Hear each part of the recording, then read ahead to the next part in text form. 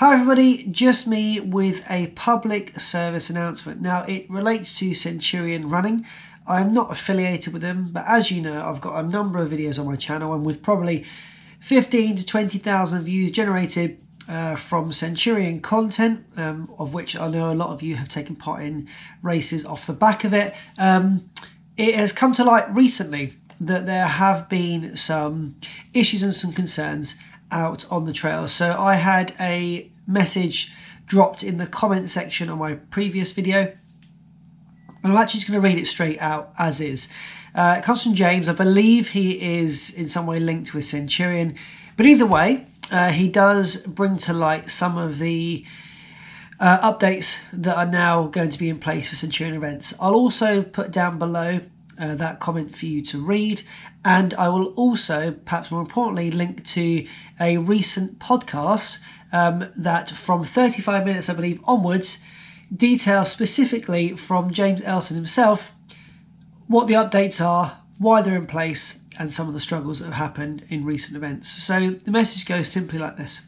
Hi Dan, just a quick note about the below, as people are either not aware or are ignoring the rules.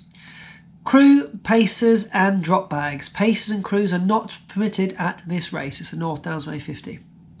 Spectators must absolutely under no circumstances attend any of the checkpoints on foot, bike or by vehicle. For clarity, this means you can have no one run with you on the route for any length of the time. That would be a pacer. And you cannot give or receive anything for anyone outside of the race. Crew. Spectators and vocal support is welcome anywhere along the route apart from around or anywhere near the checkpoints. James Elson covers it in detail on the latest Centurion Running podcast from 35 minutes. Could you please forward on where possible, as you have a lot of subscribers? Thanks. Retyping this as auto-deleted due to direct link with the Centurion podcast.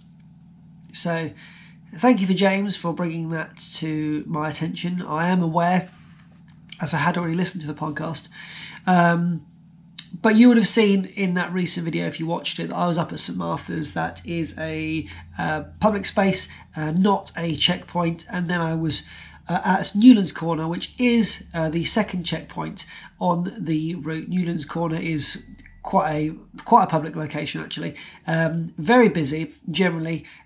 Most times during the year I was there with some of Ben's family supporting him.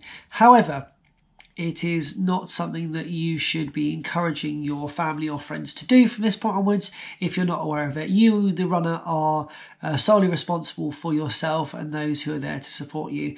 Inevitably, there will be times when people turn up to support you that you weren't expecting. However, if they know you're running the race and they are tracking you, they should also be familiar with the new rules that are in place, because you may well face a penalty. Again, I don't know the ins and outs of all of those specifics. You can find out more on the podcast, which I have listened to, which I'll link down below. So there's just the announcement for you there, just to give you a little bit more insight. And like I say, because those videos I have on my channel generated quite a number of views, I feel responsible to you, the runner and future participant in Centurion events, to just pass that information on, because I wouldn't want any of you to fall victim to a circumstance that you may not be aware of. So with that said and done, thanks a lot for tuning in. If you have any questions, comments or concerns, please direct them towards Centurion themselves, who will be able to give you more information on the matter.